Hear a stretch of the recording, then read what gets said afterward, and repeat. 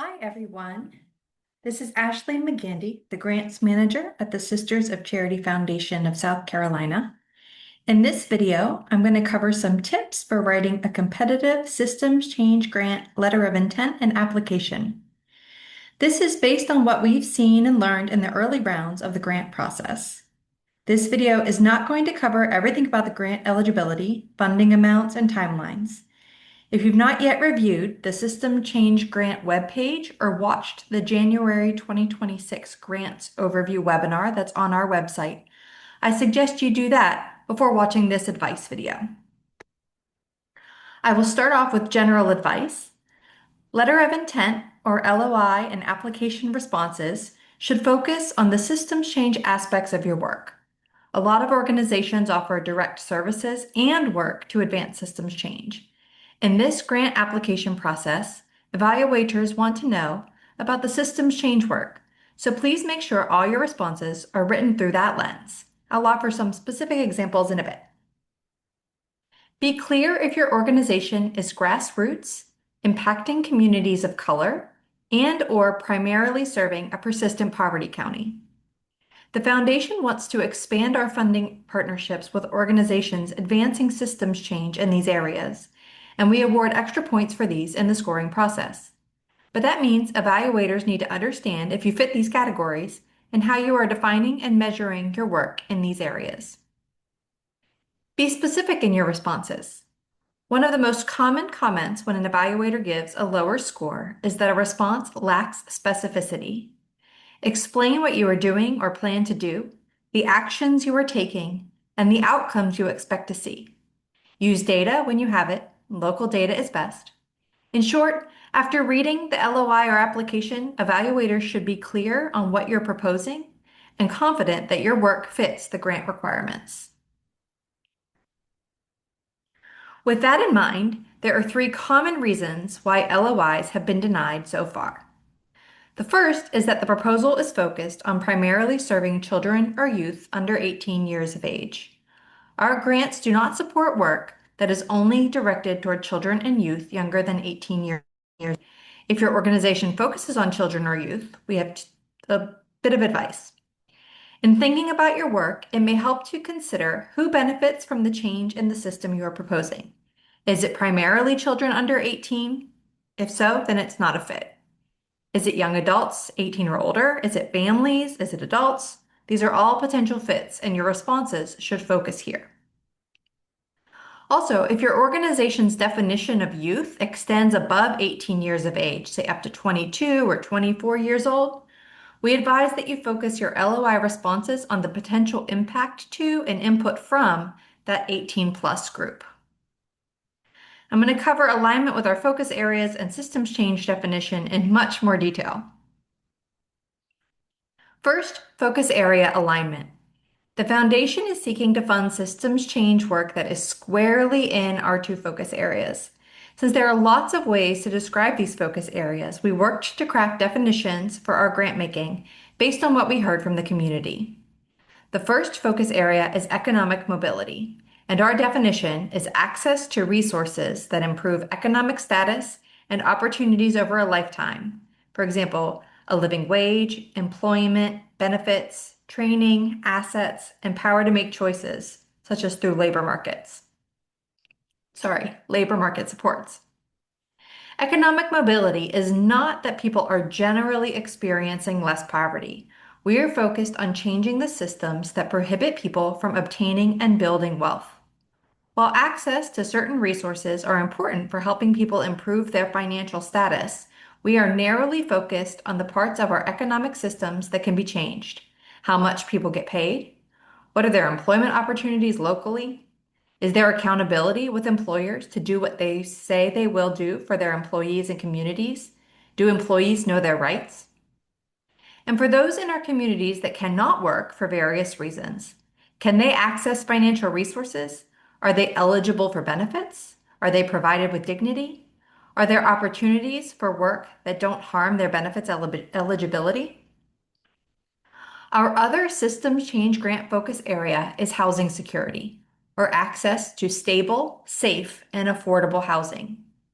Here again, what we are focused on are the conditions prohibiting people from accessing housing. For example, while we don't have the ability to fund affordable housing construction, we do have the resources to fund groups advocating for additional funding from local, state, or federal resources that will fund that construction. And this is only one example.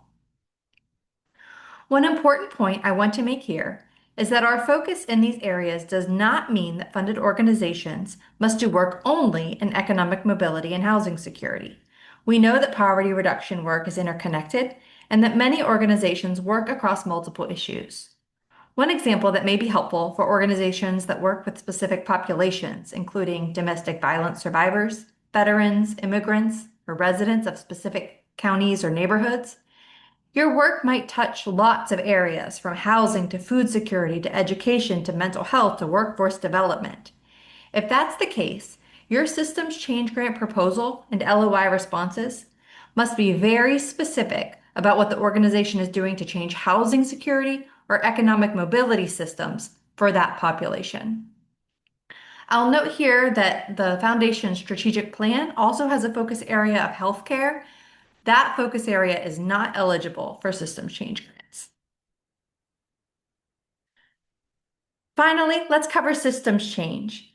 The work needs to align with the Foundation's definition of systems change and its related categories. At the Foundation, systems change means changing the policies, infrastructure, and societal beliefs that perpetuate poverty.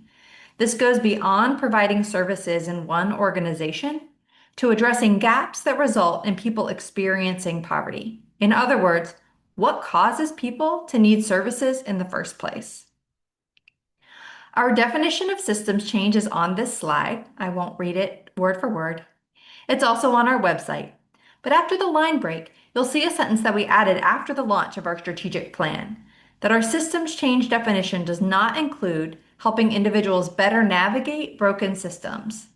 If you're an organization that focuses 100% of your efforts on direct service or programs to individuals or families, thank you for what you do. This isn't going to meet our funding requirements because we aren't trying to prop up already broken systems. Under this direct services umbrella, we include, like I said, efforts that help individuals navigate the existing systems, or case management, and other wraparound services or programs. There are 4 categories of systems change for these grants. I'll note that selecting all 4 categories on the LOI isn't necessarily a sign of a competitive LOI. On one hand, it's challenging to do all of these things simultaneously and do them well. Also, if you can describe your systems change work specifically as advocacy or community organizing or changing the narrative, that helps evaluators understand precisely how and where you propose to quote unquote move the needle. Explanations of these 4 categories are on the Systems Change Grant webpage, so I'm just going to cover some specific questions we've been getting about these. First, under participating in advocacy and lobbying. We've been asked about nonprofits' ability to do this work. Very briefly, yes, nonprofits can lobby. More importantly, nonprofits can do advocacy work that is a lot broader than many of us often appreciate. There are lots of resources online to help you navigate what nonprofits can and can't do in regards to advocacy and lobbying. Under the category of affirming the dignity of people experiencing poverty, this is about concerted efforts to change the narrative around poverty, focusing on changing attitudes, mindsets, values, belief systems, norms, mental models, and paradigms. It is not enough that your organization treats people with dignity through its programming, though of course that is important work. Under the category of implementing big impact, scalable, and innovative solutions, this category is one that we realize needs more explanation. The focus here is on changing results, especially for groups experiencing inequitable outcomes as a result of historic and current marginalization. This is often in the form of programs, and we want to leave space for this work as it is often what leads us to better understanding where systems change is needed. However, these proposals, if awarded, will only be a small portion of our overall systems change portfolio. What has also been unclear, we think, is that proposals in this category must be all 3 things: big impact, scalable, and innovative. Organizations should be well into implementation of the work and at the point of replication. In other words, scaling isn't just another option for organizational growth or innovative program development. There must be a connection for efforts proposed in this category to connect to how the work changes the targeted systems. Like I said before, we are seeing lots of proposals from organizations that provide direct services while also working on systems change. If this sounds like your organization, here's our advice to you. Think about the amount of systems change that you're doing. Systems change needs to be a big piece of what your organization currently does. For example, some LOIs have talked about direct services and programming and made smaller mention of, say, participating in advocacy like state house visits, for example. But what we're looking to fund would be the organizers of those visits and the testimonies and hearings. Another example, if your organization provides services or programs to individuals experiencing homelessness, and through that work you're gathering data or learnings that could impact systems, that's not enough to be a competitive proposal. We're looking to fund organizations that have a clear plan to use those data and learnings and how they're going to use it or are already using it to change belief systems and make change. The next thing is to think about where your organization is in the systems change process. A competitive LOI is about systems change work that has already started to some degree. That doesn't mean it has to be very far along. We welcome work that is in early stages, but we would be looking for evidence of partnerships with other organizations that are brought in or something else to show that this is beyond the idea stage.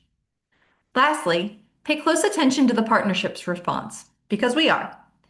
Systems change requires collaboration, and we're looking for partnerships, existing or planned, that are about changing the system together, strategizing together, perhaps working together in a coalition. If your partnerships are all related to the direct services you offer, so organizations that you get referrals from, organizations where you recruit volunteers for your programs, we aren't going to see that as a systems change response. Thank you for your interest in systems change grants. The steps for starting and completing an LOI are on our website and in the January webinar. If you have any questions about that process, please contact me at any time. My information is on the screen, and I look forward to hearing from you.